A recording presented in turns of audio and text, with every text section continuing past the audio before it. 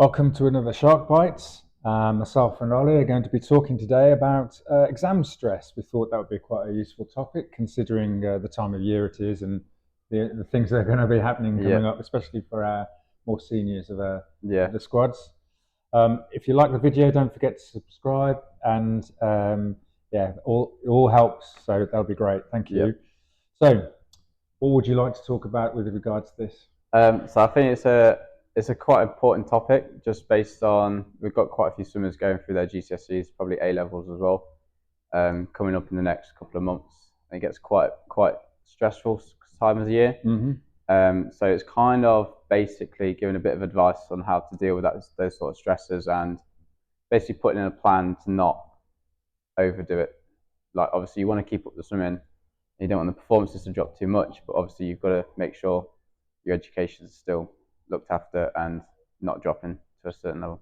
So, what's key for you as a coach? What do you want to get from what do you want from the swimmers to start with, and then what should they do after that? Do you think? I think the two main things for me is planning and communication, and that can come from the swimmer, it can come from the coach as well, it can come from the parents.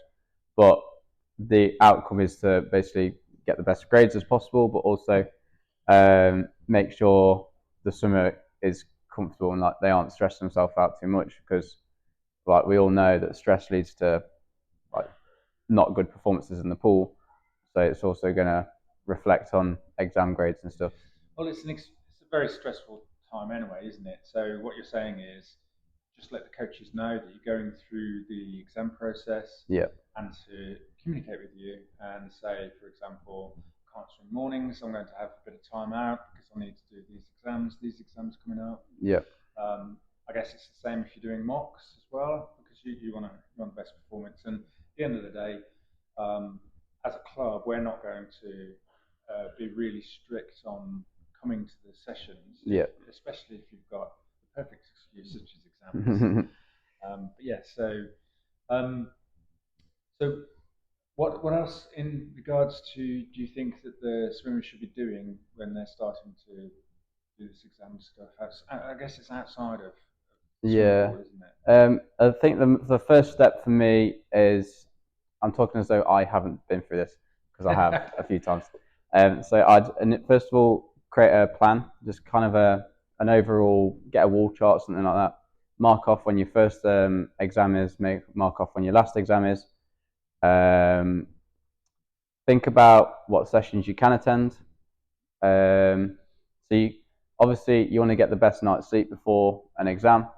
So maybe getting up at 5:30 a.m. to go to training. Training isn't ideal. For a morning exam, especially, you want to make sure you're awake and stuff. So it depends how you function. If you feel like going to morning training, getting your body awake, getting your mind awake at that time in the morning, just so you enter the exam fresh and awake, rather than waking up at 7:30, 8 o'clock, strolling into the exam half asleep still. It's entirely different for everyone. So it might work differently for everyone, basically.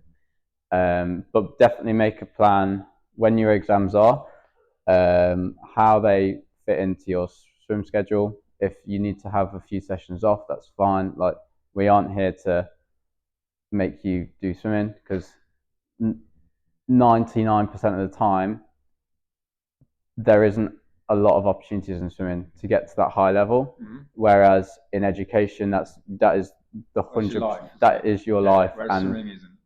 It's not a career as such, unless you're in that top 1%, which is pretty rare. It's all right to have those goals, but your education is the foundation on whichever path you decide to go on. That is the benchmark you need to focus on. Okay. So ultimately, what we're saying is, don't stress about swimming while stressing about exams. But communication is key. The coaches need to know what's going on. As a club, we're never going to pressure you to attend sessions.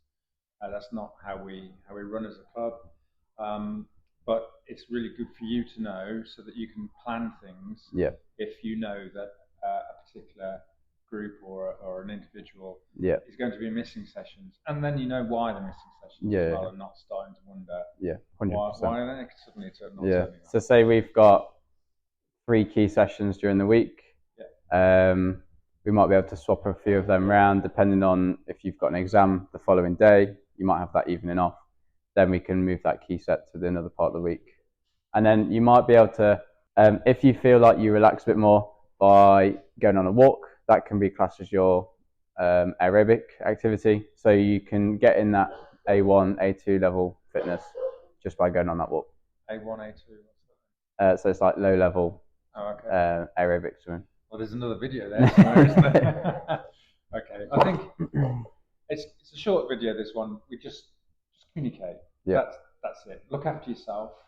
Try and get as much sleep as possible. Have a good plan, revision plan, and that should then, the revision plan should fit around the swimming. The swimming shouldn't fit, well, the swimming should fit around the revision plan, not the other way around. And just let the coaches know, and that's it really, isn't it? So it'd be quite good now to explain that we're going to have more videos. So we've got some regional stuff coming up. We've also got our own club stuff coming up, and then we're coming to end of cycle. So I think our next videos will be talking around about our next one, the cycles and those kind of things, aren't they? So then the next video is going to be based on a recap of cycle 2. For those who haven't got into regionals, will be going to, they've just finished their cycle 2. Those who have got regionals are in cycle 1, cycle 2 still until next weekend.